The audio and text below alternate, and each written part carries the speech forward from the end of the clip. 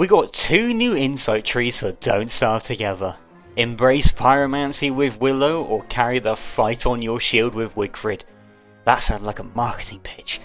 So, I feel like doing a playthrough of these new insightful characters, much like my Wormwood playthrough.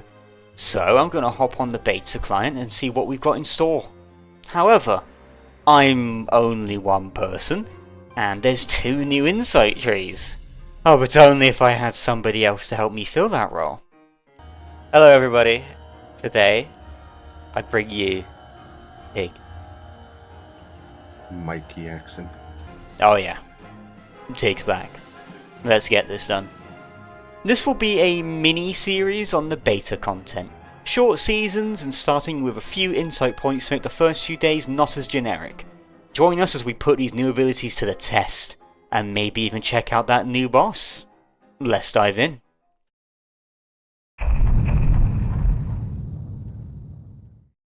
Welcome to the new beta. Or old, depending on when you're watching this. Honestly, the video might be out after the beta is concluded, so remember, everything you're seeing is subject to change. I've always wanted to say that. Either way, I shall be playing as the wondrous pyromancer Willow, and Tig, I'm so happy to be saying that name again, is playing as Wigfrid. To keep things interesting in the early game, we granted ourselves 4 insight points to start with. This essentially means that the first few days won't be exactly the same as a normal Willow Fridge playthrough. The perks I decided to pick were Controlled Burning, which makes it so my fires can't spread wildly out of control, and I have a 100% ignite chance when attacking. Next, I took Burn Duration, which increases my burn duration against enemies, self-explanatory. After that, I took Firefighter, which makes my damage over time via fire deal more damage. And lastly, I took Hungry Lighter, which allows me to use my lighter to extinguish things. All of these will come in real handy, as you'll soon see. Tig, on the other hand, took Hard Helm 1 and 2, which increases the durability of Wigfrid's helmet when equipped by her. Next up, they took Commander's Helm, which grants Wigfrid the ability to craft a new fancy type of helmet that grants knockback immunity. And finally, Tig took Battle Rund, which lets them craft the aforementioned Battle Rund. It's a new weapon / armor type that they'll show you later. But for now, oh, you know the song and dance. Early game prep will always be the same no matter how fancy his character's skill tree may be. Not much to mention on our starting scuttle. We got lucky and found a... Look, I don't know if this is a quarry biome or whatever. I always seem to get biomes wrong, so it's a biome with boulders in it. Golden rocks, always useful, especially with Wigfrid in the party. Her crafts are valuable to an extra person, that being me, so getting all we can is going to help out a bunch. But let's put our new combat pyromancy to the test. I lit this tallbird on fire. Thanks to my perks, it will burn for a longer time and take more damage and not destroy its loot. However, the main benefit to all of this, a feature I completely forgot existed in this game. When most enemies are on fire, they panic, and will not stop panicking until they're extinguished or dead. So that means I can fight things for free, without worrying about them attacking back. This is so useful. It's always been a feature, but risked burning your loot and having to reignite every few attacks. Not anymore. With my perks, I always ignite, it lasts for longer, and the loot is safe. Plus, I don't take damage from them being on fire myself. Tig does, however, but we have a solution for that later. The only downside to this is that the meat will get cooked if the enemy dies whilst on fire, so no keeping it for jerky. You can avoid this by making sure the enemy doesn't die burning, however. At the break of day 2, we made a science machine. We didn't have many twigs, so we needed to scrounge around quickly to find some so we could actually make our early game backpack and tools. But of course we eventually found some, not before burning more tallbirds to death. Now it was time to look for a place to settle down for the time being, with pre-crafted alchemy engine and such in hand. Let's also not forget the magic abilities of Willow herself, that being a cool lighter to survive the dark and cook food on a whim. Stomping around, we found some more rocks as well as a walrus camp. We'll for sure do this before winter ends. Trust me this time. Hopefully. I can't remember. I made a spider extra crispy on our hunt for a base before doing the same to a beefalo. Yeah, as you can expect, a flaming beefalo will not attack back at all. Superb. But this does cook the meat like mentioned previously, so I'd have to be careful with this if I want jerky in the future. But for now, we need anything we can wrap our jaws around. The wool did smoulder on death, but using the lighter's suck ability, I was able to extinguish them in one fell swoop. With that beefalo wool, Tig made themselves the battle rund. They tested it out on some spiders and it looks like a potent little weapon, like the Shield of Terror. It deals more damage as well as providing defense when held. As well as that, you can right click with it to enter a defensive stance that blocks all damage completely. Really, really cool. The only downside Tig noticed was that since it was both a weapon and a piece of armour, its durability would drain fast during combat. I set down a fire pit and pitchfork in our new base location. It is almost identical to the base in the Deerclops video. I like to keep things basic and simple, whilst retaining a little bit of personal identity. Now that we got a place to live, it's time we get some stuff together to actually be able to build up our foothold for survival. Our long-term goal is to just survive, but for the short term, we want to explore this new beta as best we can, and that includes the new boss.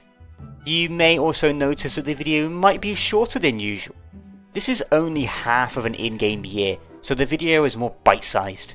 Expect another half, maybe, if there's more content to cover, as well as potentially a deep dive on the beta content when it comes out. But all that aside, day 5 was just collecting and harvesting, including this koalaphant. An easy takedown as you can imagine due to the fire panic. The fire damage is negligible itself, so I could probably honestly live without the extra burning damage perk. Also, I forgot to mention, as you can see when I burn things they have this weird new fire effect on them. That basically means that the fire is quote unquote contained and won't spread wildly. Useful. But now it's day 6. Besides my sanity being a little bit lower than it should be, I was doing just fine. I spent these days collecting grass tufts, berry bushes, and all sorts. Tig sadly is unable to tend to their patented farms, so they're out here doing a lot of the same stuff I'm doing, just with extra murder. Wigfrid moment. I came across some clockworks. There were so many of them, so I had to make sure to fight them carefully, and I just lit them on fire and held attack. Seriously, this makes combat a joke. I can't believe I've never fought to light stuff on fire more often. But as Willow, the fire immunity and easy burning makes this so trivial. So with 8 new gears in hand and a bunch of materials, I went back home on the epic of day 7 and planted all of the stuff I gathered. Some hounds came, but as you can imagine, they went cake. To be expected with Wigfrid around, wielding a high damage shield. The shield, by the way, does 51 damage a hit, and that's before Wigfrid's damage buffs. After that epic battle, I go to gather some more charcoal. I had to burn each tree individually since my fire won't spread, but it's a small price to pay for massively increased utility and safety using pyromancy. Okay, this isn't pyromancy yet, this is just straight up pyromania, but soon I'll be slinging fireballs, just you wait. I manually fight my own nightmares because I totally forgot about Bernie before getting the crockpot and fridges down. Look at all our food. Oh wait, our food isn't the best in all honesty. We really should fix that. Huh. Since our base was looking pretty sparse and our fridge is even more so, I head out to get both of what we need. Digging up tufts and burning pigs. I found some more beefalo that weren't right next to the base and grabbed their warm pats of poop. Why did I write that into the script? I mined some marble too. No idea why. Oh wait, you do know why, don't you? What else did I use marble for? Blessed flooring. This is Tig's first time seeing my amazing fixation on the mosaic flooring. I mean, they watch the videos too. At least I hope they do. Fake fan. Besides the flooring, I ran around the world a little bit to explore this weird desert/swamp hybrid biome. The oasis itself was in the swamp. The perfect wort base. Yet again though, I'm not playing as wort, just a cool fire-flinging pyromancer. Speaking of which, when am I going to get my next insight point? Oh, right now. I decided to take the Ember Tender perk. This lets me collect the souls of burning enemies to use in all sorts of abilities. On the look for stuff to burn to death, we find a meteor swamp? Anyway, I find a spider to burn up and collect its soul in my lighter. I used the ember it gave me to refuel my lighter since it was on the ropes, letting me burn more spiders to embers. I can use these embers to cast spells. For now, I only have access to the one, which is a small fire burst. It does very little damage, but it is a great way of lighting enemies on fire from a distance. Also, killing birds, heck yeah. Finally, harnessing the pyromancy I keep harping on about. Granted, my first spell isn't the most exciting, but just you wait until I get the next spell. It's amazing. The only bar of entry for my spells are the souls, but lucky for us, bees drop embers. Butterflies and birds, however, do not. As for what did Tig take? Well, they didn't get any insight yet. I have no idea since we did our insight trees at the same time. Oh, I just got an insight. Oh, right on time. Tig got their next insight point. They took Commander's Helm Enhancement 2, which makes it so their lifesteal will restore the durability of their Commander's Helm. But for that, they actually, need the Commander's Helm. I suppose we ought to sort that out first, yeah? Wigfrid is really shaping up to be a cool tank, huh? Whilst I was doing lame base chores, Tig was out exploring, trust me, and they found some Vault Goats. We're going to need their antlers, horns, for more Wigfrid crafts later on. Currently, we're going to need Azure Feathers for the Commander's Helm, and we ain't getting those until winter. A bit lame, but what can you do about it? At least Tig found Chester. And since tonight was a full moon, bam, we got Glommer too. 2 buddies in one day. New record. Ah, the final day of autumn. Short seasons, don't forget. What better way to spend it than making some chests to put away the copious amounts of grass I've been hoarding. We needed some more rocks too, so we could make our thermal stones. So with a little bit of resourcing here, and some gathering there, we got our thermal stones right and ready for winter. Whilst I freeze faster on the account of being Willow, I can also just light anything for a very contained fire, making my heat nothing to worry about at all.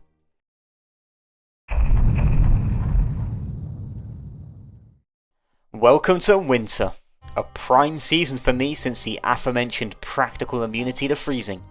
I blessed the start of winter by burning these pangolins alive for their embers and meat. Ah, nice. I only get slightly battered by all of that. But now that it is winter, we could get the Azure Feathers to make Tig's Commander's Helm. So using my sick fire abilities, I was able to do just that, birding the birds easily and getting all the feathers we needed. The helmet itself turns out to only be a slight upgrade over the original, offering the same defense and a little bit more durability, as well as complete knockback immunity. For its price, I'm not so sure. We'll have to find a cool boss that does plenty of knockback to put it to the test, don't you think? But if we want to fight the new boss, we'll need to prepare for it, of course. So I gathered more gold and such for weapons and armour. I know very little about this boss, so I feel like over-preparing is the best choice here. As well as that, I put my cool fire magic to use by burning vultures with it. Such a simple ability grants me free, easy food, which is something I've been lacking this playthrough on the account of there finally being an extra mouth to feed. I miss you, Tig. We got another hound attack before day 15 blessed our faces. The goal for this day was to collect lots of wood. I needed to make a boat to find a new boss after all. I'm not going to go overboard and get a sail, rudder, anchor and all that. Honestly, just a driftwood oar and a fire pit is all I need for my boat to be seaworthy. I utilised my safe burning to keep me illuminated and warm during the cold, dark lumberjack nights and lumberjack days. I maybe got a bit too much wood, but oh sheesh, look at our food situation. This really isn't good. Maybe I can burn this gobbler and... oh right, I forgot fire ignites things other than mobs. Thankfully I can extinguish them, so no sweat. So let's not tell Tig about this kerfuffle, shall we? Good. So how about we take out some McTusks? I use my fire magic to remove the ice hounds from the equation, whilst Tig struggled to pull the aggro from the main walrus guy. A lot of faffing about, stupid damage and comically bad performance before we down him. And we get a single Tam O'Shanter and no walrus tusk. Honestly, the sanity regen isn't a big issue for either of us, but it's good to have. However, there was another walrus camp nearby. 2 in fact. So with slightly more elegance, as in getting the tank character to actually pull aggro with their cool shield, we dispersed them with fire and shield. and got 2 more towns. But no walrus tusks. Lots of hound's teeth though, I suppose. If anyone wants these tams, drop us a comment and I'll send you one in the mail. Please don't. We take down another koalaphant for Tig's ravenous meat diet as they almost died because they forgot to use their helmet or shield. Silly Billy. I also didn't burn the koalaphant since the raw meat is useful, and we can fight things like this without worrying about taking damage, as long as you use armour. Tig. Ultimately, Tig finds the shield pretty decent, but its durability drain as an all-round weapon makes it more of a luxury than just using their normal spear. Maybe once it's fully perked up it can be potent, so we'll have to see about that later. I make my boat and set out to look for the new iceberg island to fight the new boss. I sure hope the water I launch my boat into is connected to the ocean. Oh, bloody heck, of course it isn't. I suppose I've got to make another boat then. Thankfully, I massively over-prepared for this, so making another boat and fire pit wasn't too expensive. Also, I know we're preparing to fight a brand new boss none of us have seen more than the picture of, whilst I'm on lower health than most, and constantly struggling to put meals together. Well, shut up, have you considered that I'm really good at the game? Because I haven't. Whatever. Would you believe me when I say I found the new island right away? That's so convenient you'd think we cheated, but nope. I don't know if there's more than one of these or if we just got really lucky. But now we know where to go, we can formally prepare to fight this guy. The island itself will shrink when winter ends, so we can fight him whenever. It will just be much easier, and more thematic, to do it during winter, so I sailed on back home to see about preparing for this new tussle among the waves. My mind went to honey poultices, so I burned the bees for their souls and honey, also smashing up the giant bee queen hive. What? Queen beehive? This isn't going to be earth-shattering, as in with all of this I can make a whopping 3 honey poultices. Well, I'll need reeds for that, so I take a short trip into the swamp and almost get myself killed. I love that part. He almost died. Oh. I'm hit by a yeah, I can tentacle, imagine. believe it or not. Yeah. Great. So now I need to waste even more time and resources getting the health back. Oh, bother. Don't tell Tig, but I scoffed out a koalaphant trunk on the dawn of day 20. And I got a new insight point. I decided to put it into the new spell, Spontaneous Combustion. Light enemies around me on fire in a cool flame blast. Let's go test this out. I think what better place to use it than here? Okay. Oh yeah, please do. Holy dude. Okay. This is gonna be. Hello? Hello? Did it crash the it crashed the server? He crashed the server. He crashed the server. It crashed the server. Oh, it's my latest spell. You crashed it. Yo, let's go, epic spell. It's a really cool spell. Oh my god. Oh, hopefully I get my skill point refunded, dude. So how about we take the other cool spell, Fireball. This spell lets me create a ball of flame for heat and light, like a Starcaller's staff, except way cheaper. I can also cook on it too. This will be super useful during winter, caves, and a boss fight. Oh yeah. I had an idea for the upcoming fight. See, Wigfrid, in case you forgot, has some battle songs to buff her and her allies during fighting. Specifically, we want the Heartrending Ballad, which increases her lifesteal and grants her allies some too. But for that, we'll need some life-giving amulets, so what better way to get them than busting my sanity digging up graves. It was at this point I remembered about Bernie, all caps, exclamation mark, existing, so I used him to defend me while I dug up a load of old rubbish from these graves. We've got plenty of trinkets and gems, but no amulet, so that means we gotta make it ourselves. Next step, Prestidigitator. Really? Oh, I completely forgot about this old girl. Yeah, it did Deerclops time. There wasn't really much I could do about this fight since my sanity is so low I'm having to juggle nightmares, and this god-awful colour correction is hurting my eyes. But that's okay. Tig bossed it up and took care of her all by themselves. The fireball offering heat and light throughout the night really helped during the fight. I helped out so much running around in a blind panic myself though. Look, I couldn't afford to take any more damage, we got another, more important boss on the way. Sheesh, after that nightmare of a night I set out to get the Prestidigitator ready. That involved catching rabbits, getting silk for the top hat, you know how it works. These spider glands we got from the fights will also make me more healing items. It's not a lot, but I think it'll do. I also do something I rarely do in this game. Sleeping. I slept the night away to regain my health back up. I always forget how valuable sleeping can be, both in game and real life. I almost forgot to mention that Tig got a new insight point too. They started working on the spear branch of their tree to buff their inspiration gain and eventually get some new spears to play with. The first perk basically increases the amount of inspiration they get per hit. Nice. I finally got the Prestidigitator down on the last day of winter. We really gotta hurry up with all this prep and get the boss done soon. I sure hope his island hasn't already melted, boy would that suck! Either way, Tig got their heart-rending ballad and I got what random items I could get for healing, including Glommer's goop. I was that desperate. With weapons, armour and an extra revive in hand, plus the fishing rod we'll need to summon the boss, we head out to meet our maker. Okay, our maker isn't a giant ice-based shark, but it sounded cool, so whatever.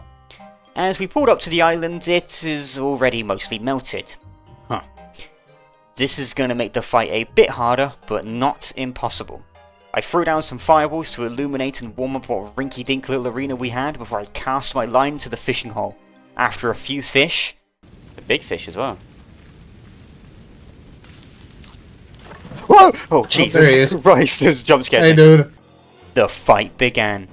He employed a diverse range of attacks, including a 3-hit combo that knocks back, a cool ice prison attack, and a submerging attack with a lunge. One of the coolest bosses I've seen so far. All of his attacks apply knockback, which makes Tig's Commander's Helm even more useful, provided they remember to bring it, which they didn't, of course. Dogs are also coming, by the way. No, they're not! Yep. How? I don't know, but I'm hearing woofs. You're fine. Oh, Yeah, you I got am your fine. shield, you're so gamer. Bro, our boat's about to catch fire. Why? How's this happening? Save today. Uh-oh. We can kill Cousin Finny, it's okay. Oh great, there's hounds. With careful dodging, management of resources, dealing with the hounds, and learning all the attacks, we fought the boss long and hard.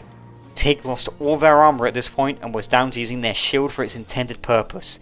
It was amazing at tanking the hits that were very difficult to dodge, but eventually they bit the dust. The boss was nearly dead though, so all I had to do was push through with what I had. But, of course, I got it. He yielded.